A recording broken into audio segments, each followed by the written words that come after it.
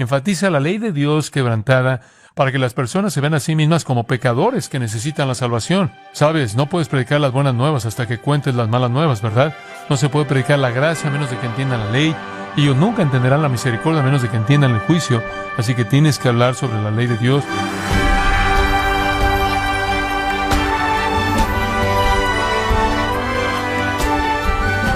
Queremos darle las gracias por acompañarnos en su programa Gracia a Vosotros con el pastor John MacArthur. De acuerdo al Catecismo Menor de Westminster, el fin principal del hombre es glorificar a Dios y gozar de Él para siempre.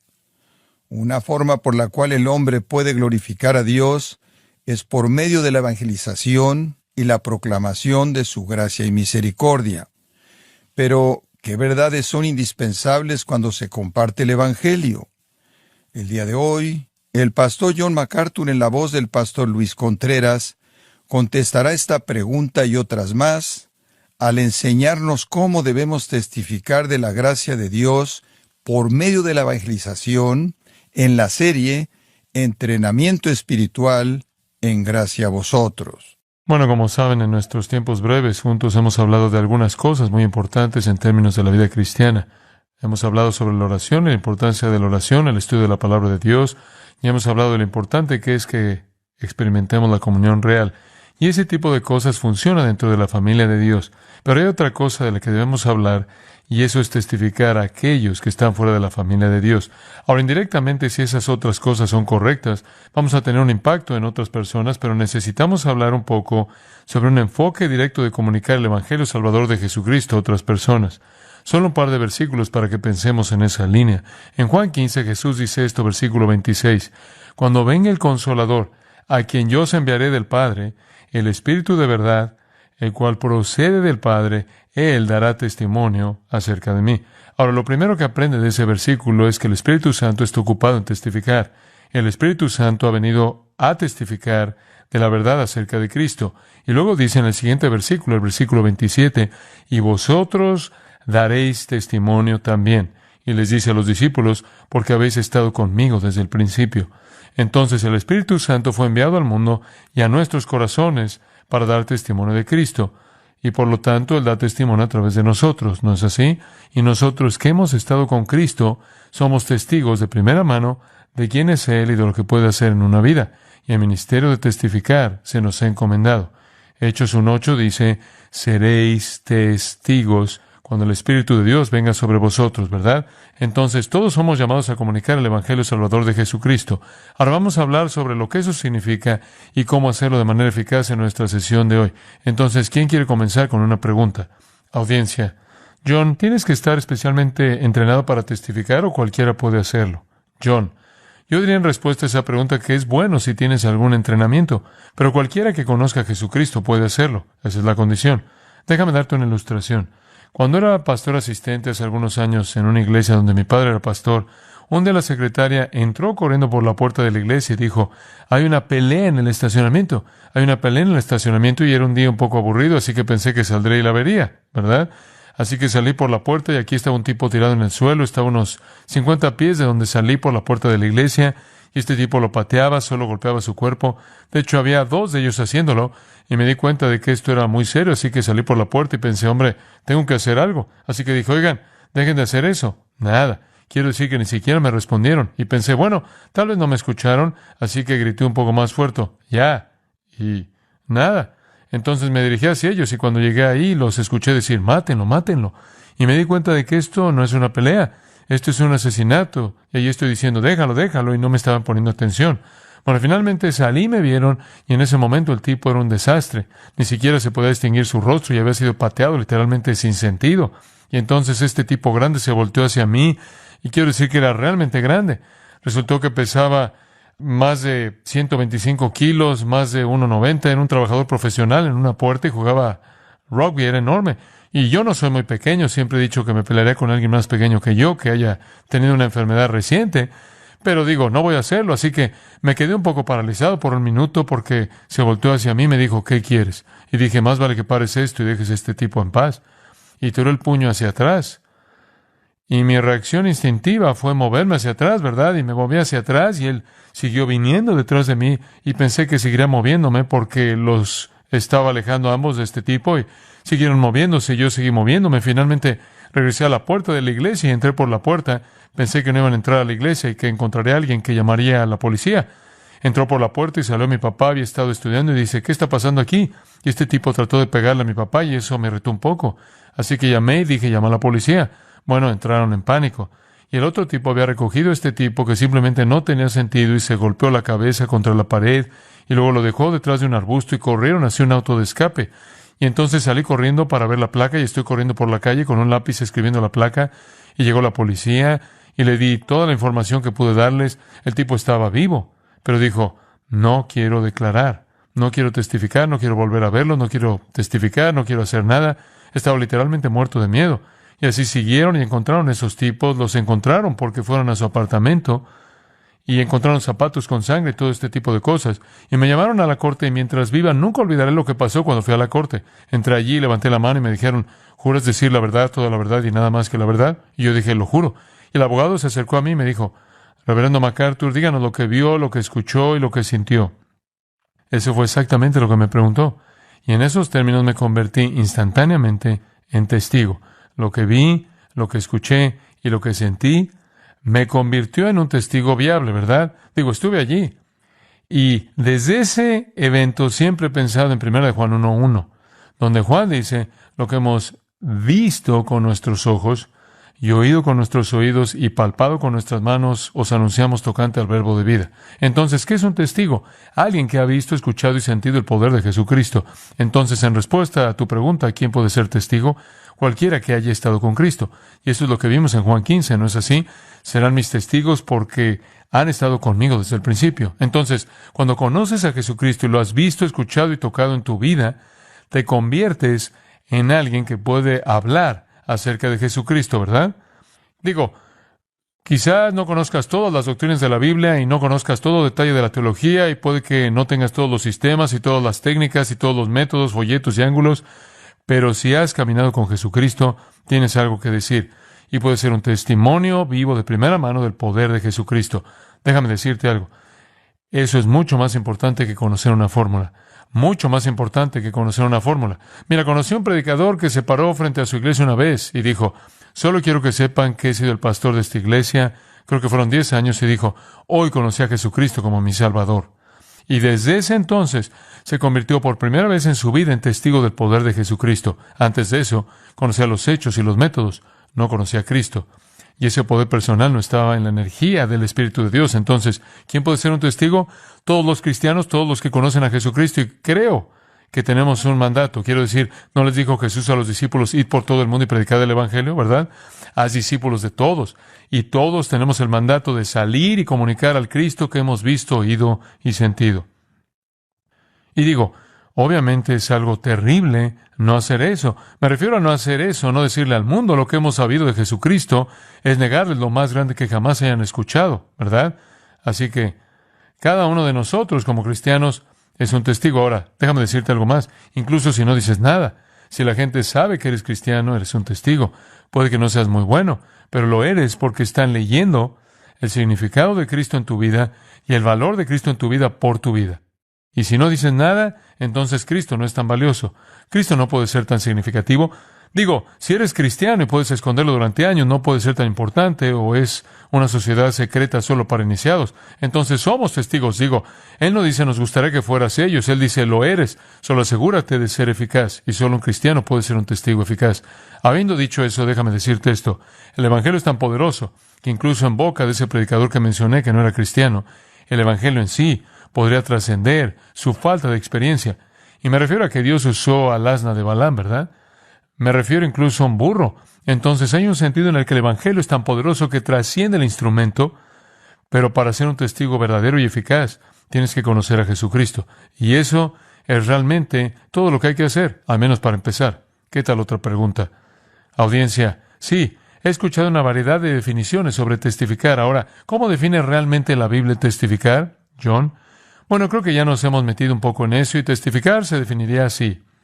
Una persona que comunica su testimonio sobre algo que ha experimentado. Digo, cuando tienes un caso judicial, no quieren testigos de segunda mano, ¿verdad? ¿Cuál es el término que usan? Testigos oculares, ¿verdad? Digo, quieren a alguien que esté ahí, no quieren que pase la información editada a través de varias fuentes. Déjame darte una perspectiva que te ayudará. El mundo es como el jurado. Cristo está siendo juzgado ante el mundo, ¿verdad? Digo, el mundo está tratando de decidir acerca de Jesucristo y el Espíritu Santo es el abogado de la defensa. El Espíritu Santo ha asumido el caso de Cristo en el mundo. Y su tarea consiste en convencer al mundo de que Cristo es quien dice ser. Y el Espíritu Santo llama a los testigos a la sala del tribunal. Eso somos nosotros. ¿Lo ves? Entonces nos convertimos en testigos de la defensa de Jesucristo ante el mundo que mira. Ese es un gran concepto, ¿no? Y nos llaman a la sala del tribunal, por así decirlo, y mientras vivimos en el mundo existimos en la sala del tribunal y Jesucristo está siendo juzgado. Esa es la seriedad de nuestra función de testigo. Digo, esto es algo serio, ¿verdad? Si, por ejemplo, te llamaran a la Corte Superior o al Tribunal Estatal o al Tribunal Supremo de los Estados Unidos de América y alguien te dijera, ¿defenderá usted a Jesucristo? ¿Lo haría? Por supuesto que lo harías. Si él estuviera siendo juzgado allí, digo, frecuentemente he pensado, si hubiera estado allí cuando él estuvo frente a Caifás, yo habría dicho algunas cosas.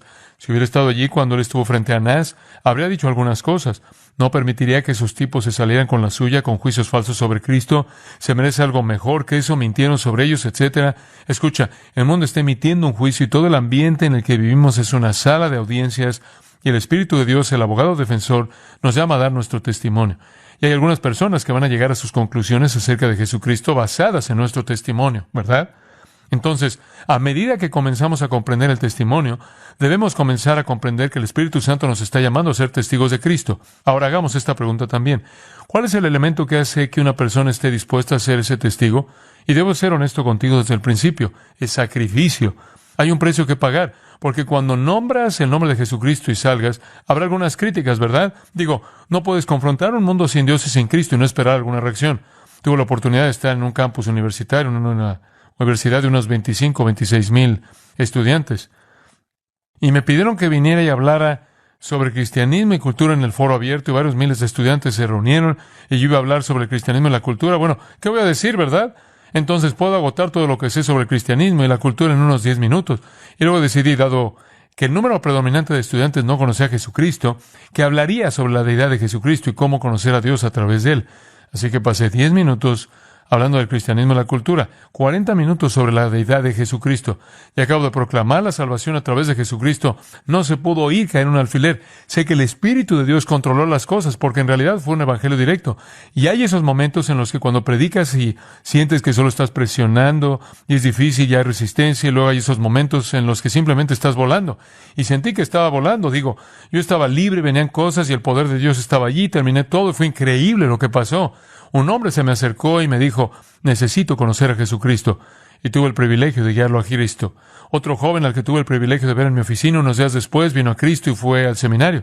Digo, Dios realmente tocó algunas vidas, pero el impacto fue que expulsaron a todos los cristianos del campus, cerraron la plataforma de libertad de expresión, sacaron la mesa de libros cristianos del campus y la próxima vez que hablé en un campus cercano, todo el grupo de estudiantes del otro campus que protestó se acercó y rodeó la plataforma donde estaba hablando y gritó todo el tiempo. Llamaron a nuestra casa en medio de la noche con llamadas telefónicas obscenas, amenazaron a la familia, amenazaron a mi esposa y mi primera reacción fue, voy a dejar de hacer esto. Esto está causando problemas. Mi segunda reacción fue que creo que hice una ola. Creo que hice un hueco en el reino de las tinieblas. Y comencé a darme cuenta de lo que dijo Pedro, de que cuando eres perseguido por causa de la justicia, el Espíritu de gracia y gloria descansa sobre ti. Y fue una tremenda sensación de identificación. Me sentí un poco casi apostólico. Estaba conociendo lo que pasaron algunos de esos hombres. Así que realmente creo que cuando te acercas a esta responsabilidad de presentarte ante el mundo para testificar por la causa de Jesucristo, debes darte cuenta de que es un mundo hostil. Y si realmente se predica el Evangelio, reaccionarán. Ahora, también puedo decir esto, que si solo hablas de amor y cosas bonitas, y hablas de Dios como un buen niño y no mencionas el pecado y no confrontas a las personas con el hecho de que viven en violación de Dios, no pueden reaccionar negativamente. Pero ese tampoco es el verdadero Evangelio, ¿verdad? Tienes que confrontar la verdad, el pecado, y la justicia y la verdad acerca de Jesucristo. Y cuando haces eso hay que hacer un sacrificio. Así que necesitas decidir en tu vida si vas a cerrar la boca y ser, como dicen algunas personas, como si el río Ártico se congelara en la desembocadura. Simplemente te vas a callar y vas a decir, mi propia preservación personal, reputación, cualquier cosa que valga más para mí que testificar de Cristo. Tienes que tomar esa decisión, o si vas a decir, oye, realmente no me importa lo que me pase, soy prescindible, ¿verdad? Digo, si muero, dice Pablo, llevándoles el Evangelio, dice, si soy ofrecido en el sacrificio de la fe de ustedes, me regocijo. Digo, si muero salvándote, dulce muerte. Y ese es el tipo de sacrificio del que estamos hablando. Siempre pienso en Juan Peyton, que fue a las Islas Nuevas Hébrides para ser misionero. Estaban habitados por caníbales devoradores de hombres. Y digo, esa es una tarea difícil. ¿Sabes lo que yo hubiera dicho? Yo hubiera dicho, Señor, mira, no me envíes a mí, me comerán y mira, vas a desperdiciar a uno bueno. Digo, me gradué del seminario, ¿verdad? Digo, manda un hombre que desertó, se lo van a comer. ¿Quién sabe? De cualquier manera, tal vez nunca lo hubiera logrado. ¿Por qué enviar uno bueno? Pero Peyton fue y tomó a su esposa y lo dejaron, y él cabalgó hasta la orilla y construyeron un pequeño techo en la orilla. ¿Y cómo se llegan nativos como esos que son caníbales que no hablan tu idioma? Digo, ¿qué haces? No colocas un letrero en la arena que diga, la escuelita bíblica comienza el sábado, trae a tus hijos. Bueno, ¿qué haces? Bueno, oras mucho, ¿verdad? Y noche tras noche se quedaron en ese pequeño techo y oraron. Y después de haber estado ya un par de meses, su esposa dio a luz un bebé y el bebé murió. Y unos días después murió su esposa, y Peyton dijo que enterró sus cuerpos y durmió en las tumbas para evitar que los nativos los desenterraran y se los comieran. Ahora está solo. Eso realmente está llegando al final, ¿no es así? Quiero decir, ahí es cuando se dibuja la línea de fondo. ¿Te quedas o te vas? Bueno, se quedó, y el milagro de su vida es que se quedó 35 años y dijo al final de esos 35 años, no conozco un solo nativo de estas islas que no haya hecho al menos una profesión de fe en Jesucristo. Y él dijo, cuando llegué aquí, escuché el grito de los caníbales. Cuando me voy, escucho el tocar de las campanas de la iglesia. ¿Es eso increíble? Pero mira, eso es lo que puede suceder si estás dispuesto a hacer el sacrificio. Ahora bien, no todo el mundo puede ser un Juan Peyton, pero todos pueden hacer lo que Dios les ha llamado a hacer si están dispuestos a pagar el precio. Entonces, al ser un testimonio en el mundo, cualquiera puede ser un testimonio, y debes darte cuenta de que hay un precio que pagar. Si eres cristiano y realmente estás rendido a Cristo, estás dispuesto a pagar ese precio, y no es necesariamente un asunto de una sola vez. Bueno, de ahora en adelante lo haré. Peleas esa batalla todo el tiempo, ¿no es así? De que si estás dispuesto a hablar por Cristo. ¿Otra pregunta? Audiencia, John, con todo el sacrificio y el compromiso del que hablas al testificar, incluso la frustración cuando la gente no responde, ¿por qué alguien no desearía simplemente buscar a Dios y leer su palabra en lugar de testificar cuando de cualquier manera Dios promete traer hombres a sí mismo? John, sí, en otras palabras, hay tanto dolor al hacerlo, tanta decepción, ¿no será mejor simplemente retirarse y tener comunión con Dios y dejar que Dios se encargue de la salvación en su soberanía? Bueno, de nuevo, volvamos a algo de lo que hablamos en una de nuestras otras sesiones juntos. No te corresponde entender ese tipo de cosas.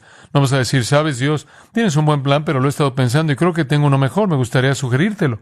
Lo sabes porque lo que estás haciendo es lo que el hombre siempre quiere hacer, y eso es asumir que su mente es la autoridad, y si no puedo entenderlo, ciertamente no puede ser razonable. Pero la Biblia dice, por esto testificas, te lo dije. Te dije que lo hicieras, eso es suficiente. Digo, a veces tienes un niño pequeño y dices, quiero que hagas esto, y escuchas esta respuesta estándar. ¿Por qué? ¿Por qué, papi? Y sabes que no puedes explicar por qué, porque ellos no entienden por qué, así que simplemente dices, ¿por qué? ¿Qué? Te lo dije, fin de la discusión. Y así somos niños pequeños en términos de compararnos con la mente infinita de Dios. Dios dice, haz esto, y nosotros decimos, oye, tomé todos los datos disponibles, ¿por qué? Y Él dice, eso no es para que lo preguntes, adelante, hazlo, y así se nos ordena. Nuestro Señor dice, como mencionamos anteriormente en Mateo 28, id por todo el mundo y haced discípulos. Y eso es suficiente para mí. Me refiero a que alguien le dijo a Spurgeon una vez, dijeron, ¿sabe, señor Spurgeon, usted cree en la doctrina de la elección? ¿Cree que ciertas personas son elegidas para la salvación? ¿Por qué no predica a los elegidos? Él dijo, bueno, si vas y le subes la camisa para que pueda ver si tiene una E estampada en la espalda, lo haré. Y el punto era que él no sabía eso. Así que su responsabilidad es predicarle a todo el mundo. Dios se encargará de cuál sea su parte. Es nuestra responsabilidad predicar el Evangelio a toda criatura. Y mira, si sigues ese tipo de lógica, Dan, podrás decir esto. Si las personas que no escuchan el Evangelio, y lo oyes a veces, algunas personas dicen, si no escuchan el Evangelio no están perdidos, ¿verdad? Porque no han tenido una oportunidad. Lo mejor es no decírselo nunca. Pero eso también es contrario al mandato, ¿verdad? Entonces el hecho de que se nos dice que vayamos a predicar a toda criatura significa que incluso los que no han escuchado están perdidos. Así que nuestra responsabilidad es salir y ser obedientes y predicar el Evangelio y no tratar de meternos en todo tipo de argumentos racionales al respecto. Ahora, permíteme hablar sobre otro elemento de esto. Creo que se nos ha ordenado salir ahora mismo y hacerlo, y somos responsables de hacerlo porque no es cuestión de conocimiento teológico. En otras palabras, Creo que todos somos responsables. Alguien podrá decir, bueno, no estoy capacitado, no puedo testificar, tengo que esperar hasta que me entrene, tengo que estar preparado para poder responder a todos estos argumentos y todas estas preguntas y demás. Pero yo creo que todos somos testigos porque tenemos el mandato de serlo y porque no se trata de un conocimiento teológico. Es ante todo una cuestión de lo que hemos visto, oído y sentido. Y nuestro testimonio comienza en ese punto. Y yo puedo saber muy poco, ¿verdad? Puede que solo sepa que Jesús me salvó, pero eso es suficiente.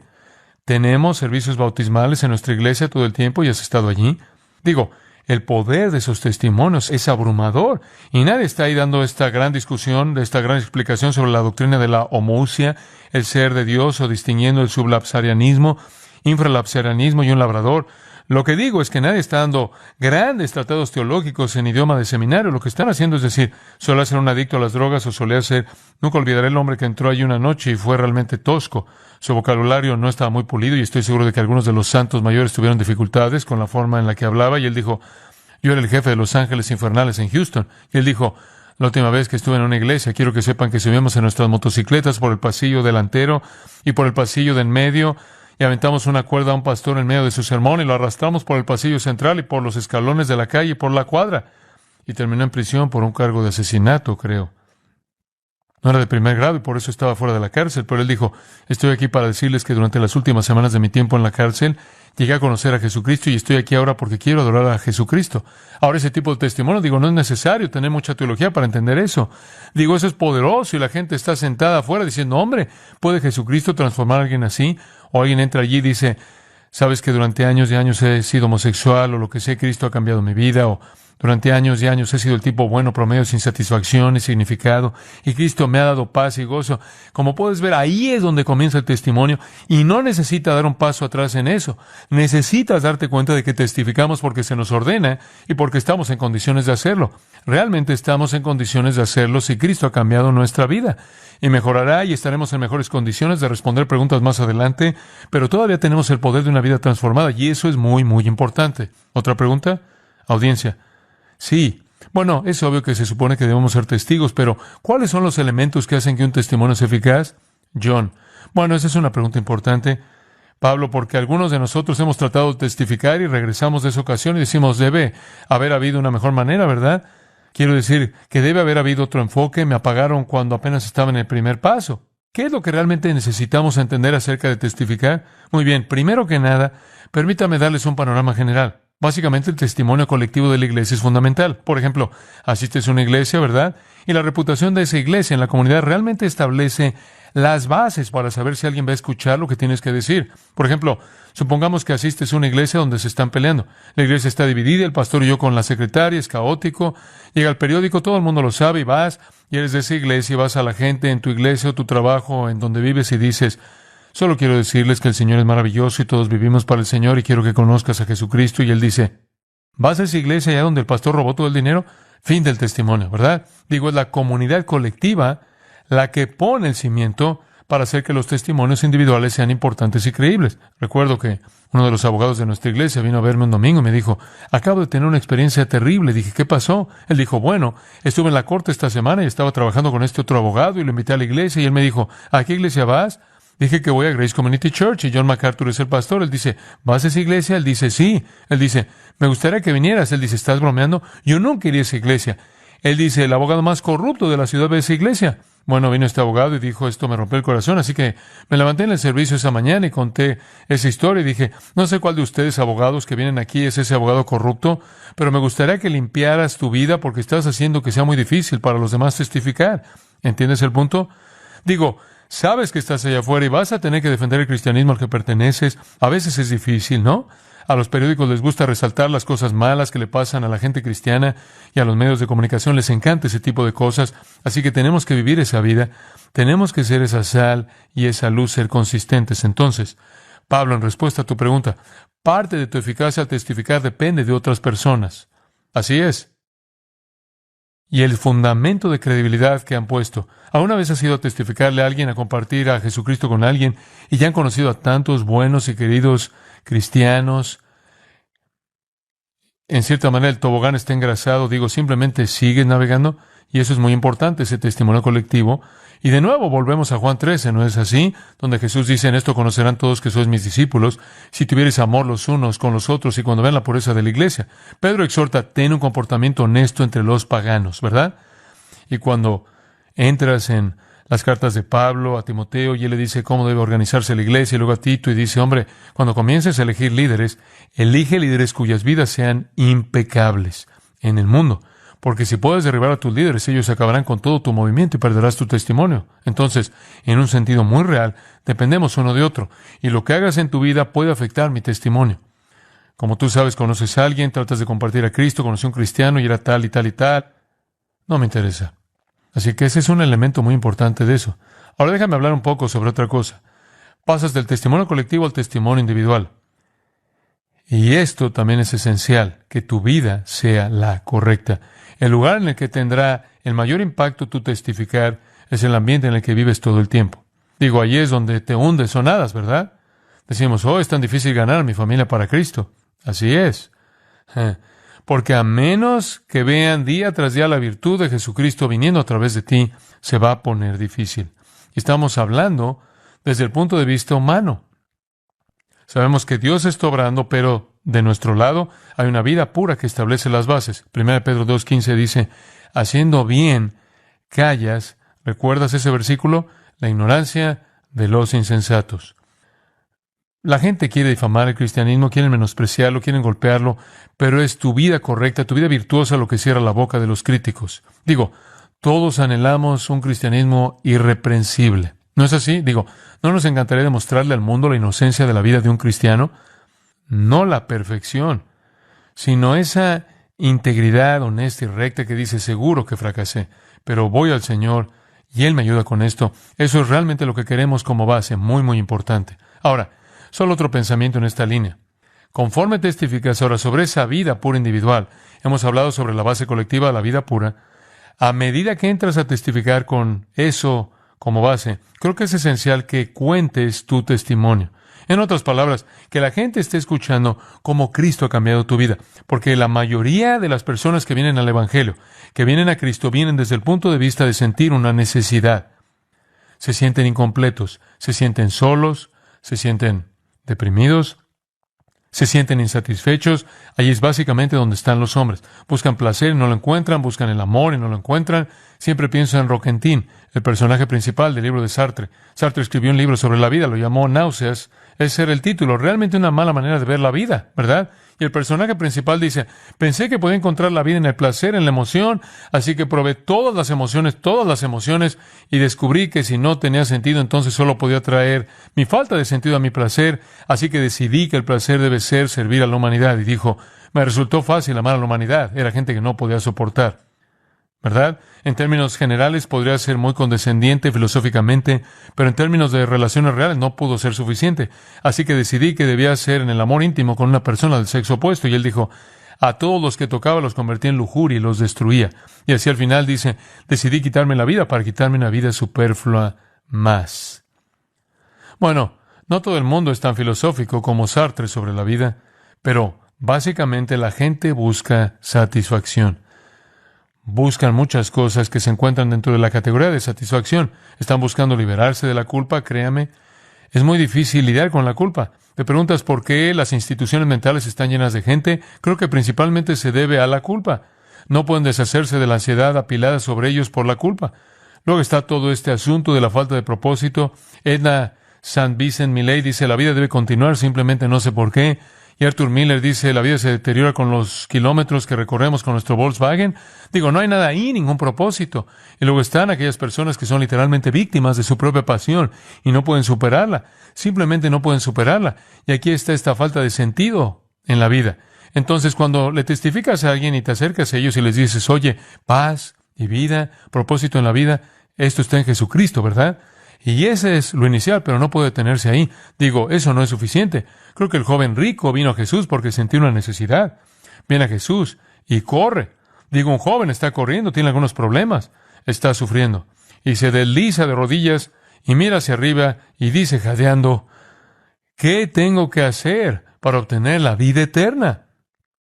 Esa fue la necesidad sentida, ¿verdad? Pero el Señor no dijo, oye, firme en la línea punteada, hombre, y estás adentro, oye, cree. Él dijo, guarda todos los mandamientos. Guardar todos los mandamientos. ¿Qué mandamientos? Los mandamientos de Dios. ¿Recuerdas que enumeró algunos de ellos en Mateo? ¿Qué estaba haciendo el Señor? El Señor lo estaba llevando al siguiente paso en la evangelización.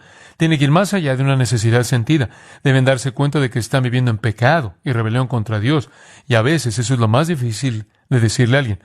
Puedes encontrar una persona que busque un propósito y ellos pueden entusiasmarse con eso. Hombre, significado, propósito, valor, vida, satisfacción y potencial. Y luego dices, pero espera, mira, el problema real contigo es que la razón por la que no conoces esas cosas es porque estás viviendo en rebelión contra el Dios que da esas cosas. Y nunca las conocerás hasta que te enfrentes a esa rebelión. Estás viviendo violando la ley de Dios. Eres un pecador, has quebrantado los mandamientos de Dios. Y luego puedes nombrar esos mandamientos y debes llevarlos al punto en que lo admitan. Ahora Jesús le dio todos esos mandamientos al joven rico. ¿Y qué dijo? Todas esas cosas las he guardado. ¿Qué me falta? Era imposible llevar a ese hombre a la conversión porque no admitió que era ¿qué?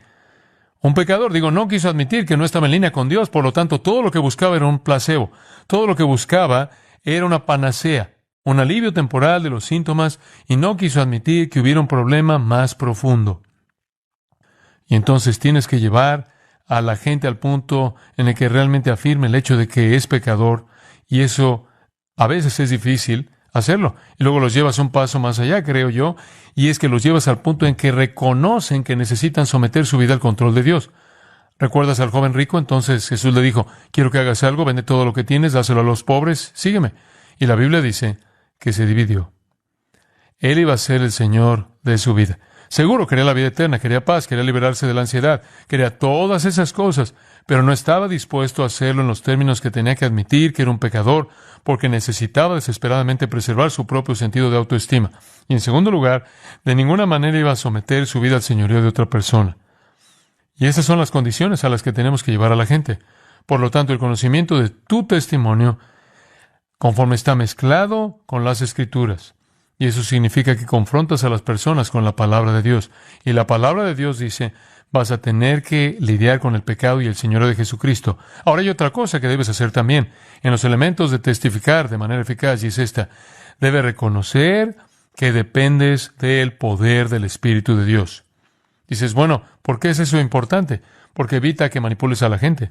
A veces es muy fácil hacer que alguien que esté emocionalmente agitado y realmente necesita desesperadamente ser manipulado para que haga algo, debes asegurarte de que no estés haciendo eso. Y entonces dependes del Espíritu de Dios. Mira, nadie se salvó nunca por tu inteligencia, ni la mía, ni la de nadie más. No debes engañar a la gente para que sea cristiana. Eso es un milagro, ¿verdad? Y ese milagro es un milagro sobrenatural. Y entonces dependemos del Espíritu de Dios. Me encanta esa historia de Hechos 16 sobre Lidia. La llamo Lidia, la dama liberada. La Biblia dice que Pablo vino y predicó el Evangelio, y me encanta esto, y el Señor le abrió el corazón. Hombre, ¿no es eso bueno? El Señor abrió su corazón. ¿Sabes que alguien me dijo una vez hace años, te angustias cuando las personas no responden al Evangelio, cuando no vienen a recibir a Jesucristo? Y yo digo, bueno, hay un sentido en el que mi corazón está triste, pero Dios nunca me llamó para salvar a la gente, solo me llamó para predicarles el Evangelio. La salvación es asunto de Él, por lo que no tengo mucha ansiedad por eso. Si he sido fiel en cumplir con claridad la presentación del Evangelio, eso es todo lo que puedo hacer. Eso es todo lo que puedo hacer. No los voy a manipular para que hagan algo que están haciendo emocionalmente que no es genuino, y no voy a asumir que soy yo el que hace que la gente se salve. Estaba sentado en una iglesia y me estaba preparando para predicar en Wisconsin. El pastor es un hombre querido. Se inclinó hacia mí y me dijo, ¿ves ese hombre en la primera fila? Y yo dije, sí. Él dice, uno de mis convertidos. Dije, ¿en serio? Él dice, sí, mío, no del Señor. Dije, ¿tuyo, no del Señor? Realmente tenía razón, ¿verdad? Este era un hombre al que le animé a involucrarse en Cristo, y el Señor nunca cambió su corazón. A veces eso nos va a pasar, realmente va a pasar. Es bueno reconocer eso, porque entonces sabes que tienes que depender del Espíritu de Dios. ¿Quién es el que convence de pecado, justicia y juicio? Juan 16, 7 al 11. Es el Espíritu. Jesús dice, cuando envíe el Espíritu, Él convencerá al mundo de pecado, justicia y juicio. Entonces, desde el principio, dependes del Espíritu de Dios para que venga a través de tu vida, dependes del Espíritu de Dios para que venga a través de la palabra, dependes del Espíritu de Dios para convencer. Entonces, todo eso es el Espíritu. Y luego dice que nacemos, Juan 3, nacido del Espíritu. El segundo capítulo de 1 Corintios realmente subraya la importancia. Déjame leértelo. 1 Corintios capítulo 2. Y los lleva a un pasaje muy conocido. Pero nos dice en el versículo 9, como está escrito, cosas que ojo no vio, ni oído yo, ni han subido en corazón de hombre, son las que Dios ha preparado para los que le aman. Ahora, ¿sabe lo que dice eso? Los hombres en sus propios términos no pueden entender lo que Dios tiene para ellos. Por lo que la persona no salva no puede entender la salvación y todas sus bendiciones y beneficios. No pueden, dice, ojo no vio, ni oído yo. Eso significa que no está disponible objetivamente. Sabes que no está disponible empíricamente, no está ahí afuera donde puedes tomarlo, y luego dice, ni ha subido en corazón, no está disponible subjetivo, racionalmente, por lo que no puede conocerlo fuera de sí mismo. Él no puede saberlo dentro de sí mismo. ¿Cómo lo va a saber? Pero Dios, versículo 10, nos la reveló a nosotros por el Espíritu. Entonces, cuando le estás testificando a alguien, realmente tienes que ver al Espíritu de Dios hacer su obra, y esa es una confianza tan maravillosa, ¿no es así?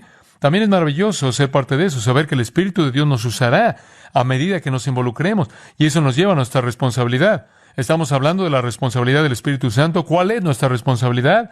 Ahora vamos a hablar directamente sobre el método real, cómo lo hacemos. Déjame ver si puedo cristalizar algunas de las cosas que hemos dicho. En primer lugar, me gustaría sugerirte que comiences con tu testimonio personal. ¿Cómo entró Cristo en tu vida? Para que ellos no lo vean como algo muy extraño, como si entraste en clandestino en una catedral y Dios te hizo algo misterioso. Escuchas a la gente dar su testimonio todo el tiempo y decir, bueno, el otro día estaba viajando por la autopista y me salvé.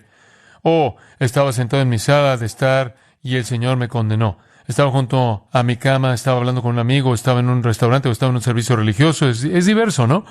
Probablemente todos ustedes en diferentes lugares, diferentes circunstancias. Entonces la gente no está buscando algo muy místico. Comparte tu testimonio. Me creen una familia cristiana. Digo, tenemos predicadores en nuestra familia. Soy el predicador de quinta generación. Si eres niño en nuestra familia y no eres un predicador, tienes algo raro. Digo, esperan eso. Entonces, yo me crié en la iglesia, pero ¿sabes que puedes ser creado en la iglesia y no conocer al Señor? Digo, puedes tenerlo todo a tu alrededor y nunca lo haces personal. Y yo era un niño pequeño y mi papá estaba en una reunión de evangelismo y yo estaba allí, toda nuestra familia estaba allí. Estábamos en este pequeño pueblo de Indiana. ¿De dónde eres, Bárbara?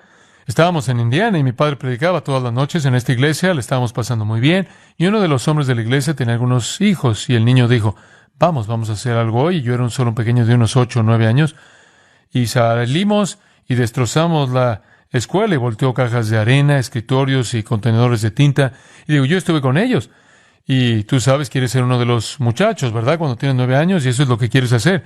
Y luego regresé, y nos estábamos quedando con el pastor. Así que nos quedamos en la casa del pastor y este hombre vino a la puerta y tocó la puerta y dijo, unos niños destrozaron la escuela y nosotros solo estábamos revisando aquí el vecindario, pequeño pueblo, ¿verdad? Y nos preguntamos si su hijo podría haber estado involucrado. Le dijeron a mi papá, oh no, mi pequeño Johnny, da un discurso sobre, tú conoces al niño maravilloso y yo estoy allá atrás y siento que mis orejas se estaban poniendo cada vez más rojas. Y nunca le hablé a mi papá de eso hasta que tuve 18 años. Digo, no podía armarme de valor para decírselo. Quería esperar mucho tiempo, ¿verdad? Hasta que llegara a ser más grande que él. Pero esa noche fue a la reunión y me senté en la parte de atrás de la reunión y estaba tan abrumado por la culpa de lo que había hecho que cuando eso terminó y él se estaba yendo de la iglesia, le dije, oye papá, ¿puedo hablar contigo? Él dijo, claro, Johnny, y entonces cerraron la puerta, nunca lo olvidaré. Nos sentamos en los escalones, allí en la oscuridad afuera de esa iglesia, y dije, creo que necesito a Jesucristo en mi vida. Y fue por el sentimiento de pecado, y así, en los escalones oramos juntos. Y creo que yo tenía unos 8 o 9 años, y ese realmente fue el comienzo de un conocimiento personal de Jesucristo. Más tarde en mi vida tuve un accidente automovilístico, fui expulsado, me resbalé por la carretera y terminé todo lastimado. Y fue entonces cuando realmente me enfrenté a darle al Señor todo en mi vida en obediencia. Pero creo que es una buena manera de comenzar un testimonio, porque eso pone a Cristo en una situación de la vida real, ¿no es así? Entonces, cuando le testifiques a alguien, comienza con lo que Cristo ha hecho en tu propia vida, y creo que es un buen punto de partida. Incluso podrías traer a esto, si tuvieras la edad suficiente para saber eso, tu anterior insatisfacción y cómo Cristo te ha transformado. Nunca olvidaré un niño de 5 años haciendo una oración una vez en una sala de oración. Él dijo, oh Dios, sálvame de ser un miserable pecador. Digo, ¿qué tan miserable puede ser a los 5? Pero básicamente tienes que empezar por ahí porque eso le da vida con personas reales. Y luego, mientras explicas tu conversión, haz una transición a las Escrituras y deja que las Escrituras hablen. Oye, la palabra de Dios es viva y ¿qué? Eficaz, viva y eficaz. Entonces debes usar la palabra de Dios. Coloca los versículos en el orden correcto que necesitas para mostrarle a la gente que es pecadora, por cuanto todos pecaron y están destituidos de la gloria de Dios, mas a todos los que le recibieron, Juan 1:12, les dio potestad de ser hechos hijos de Dios. Hazlo con la palabra de Dios, usa la Escritura. Incluso podrás llevarlos a Juan 3 y simplemente repasar el relato de Nicodemo. O tal vez quieras ir a Mateo 19 y hablar sobre el joven rico y por qué no vino a Cristo, por qué no se convirtió en creyente. Usa la Escritura y luego enfatiza la ley de Dios quebrantada, para que las personas se vean a sí mismas como pecadores que necesitan la salvación, habiendo violado a un Dios infinitamente santo. Sabes, no puedes predicar las buenas nuevas hasta que cuentes las malas nuevas, ¿verdad? No se puede predicar la gracia a menos de que entiendan la ley, y ellos nunca entenderán la misericordia a menos de que entiendan el juicio. Así que tienes que hablar sobre la ley de Dios cuando Romanos comience. Romanos es el Evangelio, ¿no es así? El libro de Romanos. Tienes el capítulo 1, el capítulo 2, el capítulo 3, y no es más que una acusación contra la raza humana. Y luego cuando estás lo suficientemente acusado como para que diga en Romanos 3, toda boca se cierre o se detenga. Digo, nadie tiene nada que decir. No puede defenderse de su violación de la ley de Dios. En eso viene el Evangelio de Jesucristo. Entonces tienes que hablar de la ley, luego hablas de la gracia de Dios. Ahora afirmas entonces, habiendo hablado de eso, la necesidad de que se arrepientan de su pecado. Jesús vino y su mensaje fue: arrepentíos, porque el reino se ha acercado. Conviértete. El profeta dijo: convertíos, convertíos. Por eso queremos hablar de eso y de la sumisión a la obediencia a Jesucristo. Lo que estás diciendo es: recibo a Jesucristo. Romanos 10, 9 y 10. Si confesares con tu boca que Jesús es, ¿qué? Señor. Y creyeres en tu corazón que Dios le levantó de los muertos, tienes que creer en las cosas correctas, pero también tienes que confesar su señorío. Ahora, no creo que puedes entender todo eso. Mira, cuando una persona viene a Cristo, no creo que comprende todas las implicaciones de su señorío. No creo que comprende todas las implicaciones de lo que significa apartarse del pecado. Pero creo que hay una voluntad allí, y realmente quiero decirte que creo que eso es hecho por Dios. No creo que una persona normal por sí sola vaya a apartarse de su pecado. Creo que es parte de la obra salvadora, y no creo que una persona aparte de Cristo vaya a afirmar el señorío de Cristo. Creo que eso también es parte de la obra salvadora. Y por eso Jesús dijo: con los hombres es imposible. Pero con Dios, ¿qué? Todo es posible. Mira, los hombres no van a convertirse y los hombres no van a afirmar el señorío de Cristo. Pero Dios puede operar en el corazón para hacer eso. Y eso es necesario. Bueno, tenemos tiempo para una pregunta más y tal vez tengan otra, ¿sí? Audiencia. Después de que se te haya concedido el privilegio de llevar a alguien al Señor, ¿qué responsabilidades tienes en la vida de esa persona? John: hombre, eso es realmente importante, ¿no? Ahora estás hablando de seguimiento. ¿Qué haces después? Todos hemos tenido esa oportunidad tal vez de llevar a alguien a Cristo y desaparecen, no podemos encontrarlos, no sabemos dónde están, y pensamos que eran tan genuinos. Bueno, eso nos recuerda que no siempre podemos distinguir el trigo de la cizaña, ¿verdad? Pero ¿cómo se hace el seguimiento? Déjame darte algunas cosas básicas y simples, ¿muy bien?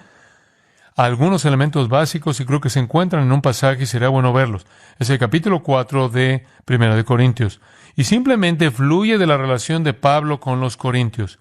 Ahora, él dice en 1 Corintios 4, versículo 15, esto.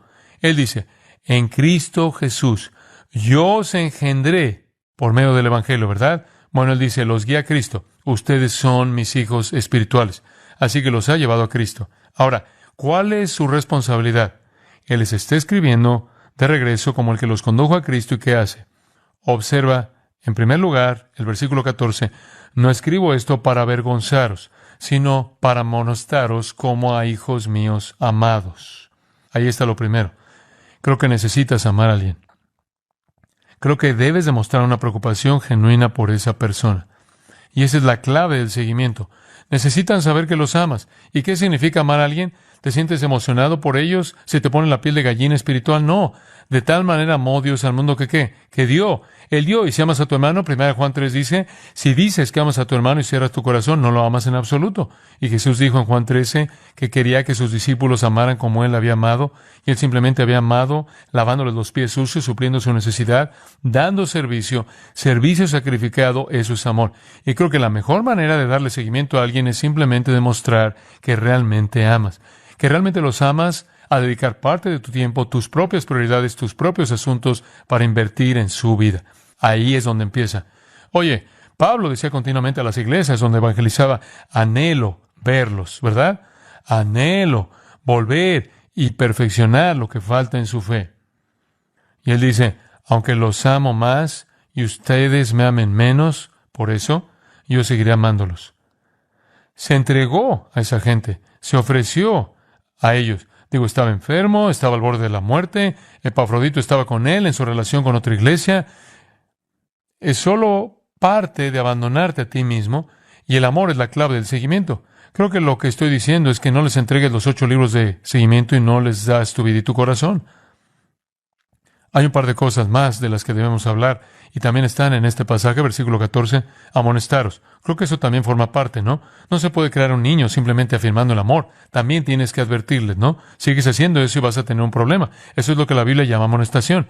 Esa es una advertencia con miras al juicio. En otras palabras, si sigues por ese camino te meterás en problemas. Entonces, si realmente quieres darle seguimiento a alguien, debes advertirle sobre su camino.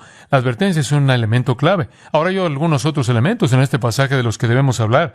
Déjame mostrarte este. Necesitamos ser un ejemplo. Dice en el versículo 17, os he enviado a Timoteo, que es mi hijo amado y fiel en el Señor, el cual os recordará mi proceder en Cristo. Les voy a enviar a un hombre que es como yo, pueden seguirlo. Pablo dijo muchas veces, y en el caso de los Corintios se los dijo en el capítulo 11, sed imitadores de mí, así como yo de Cristo. Creo que es fundamental ser un ejemplo. Entonces, ¿qué es un ejemplo? ¿Pones tu vida junto a la de ellos? ¿Correcto? Y simplemente sigues caminando por el camino cristiano y les permites ver cómo se hace. Y ese es el seguimiento más poderoso que existe. Literalmente, uno a uno les estás enseñando la vida bíblica, enseñándoles un estilo de vida santificado, y así es como les da seguimiento. Hay algunas otras cosas. Enseñando. Él habla al final del versículo 17 de su enseñanza en todas partes, en todas las iglesias. Creo que el seguimiento implica aportaciones, implica decirles la verdad de Dios que necesitan escuchar. Luego en los versículos 18 y 19 continúa hablando del hecho de que si no se corrigen, cuando Él llegue vendrá con la vara, y eso significa disciplina. Eso significa disciplina. Hay momentos en los que tenemos que disciplinar a la gente. ¿Y cómo se disciplina a alguien a quien se le está dando seguimiento? Creo que verbalmente los confrontas, dices, oye, tienes que dejar de hacer eso, quiero ayudarte a cambiar este patrón en tu vida. Tiene que haber voluntad de confrontar a alguien. Dices, bueno, no quiero decir nada sobre eso, esa gente simplemente, tú sabes quién soy yo para decirles, tengo problemas en mi propia vida. Bueno, está bien, saca la viga de tu propio ojo y luego trabaja en la del ojo de ellos.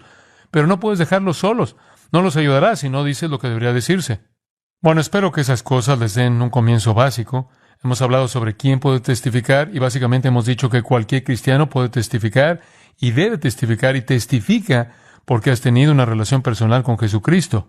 Hemos dicho que testificar es simplemente dar testimonio del mundo que observa en el que Jesucristo es quien es y puede hacer lo que dice que puede hacer. Hablamos sobre el hecho de que testificar es esencial y hay un precio que pagar, ¿verdad?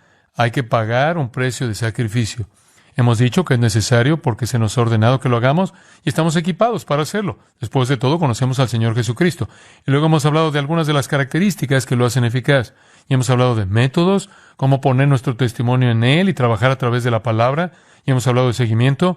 Eso lo pone en un pequeño paquete. Y si podemos trabajar en estas cosas e internalizarlas y tal vez en un poco de tiempo ponerlas en práctica mientras comunicamos a Cristo, creo que Dios será honrado en la forma en que testificamos. Compartamos en una palabra de oración. Gracias, Padre nuestro, por el gran privilegio de ser embajadores de Jesucristo y haber recibido la tarea de llamar a los hombres a Él, de dar testimonio de Él. Padre, no podemos entender por qué quieres que seamos tus testigos.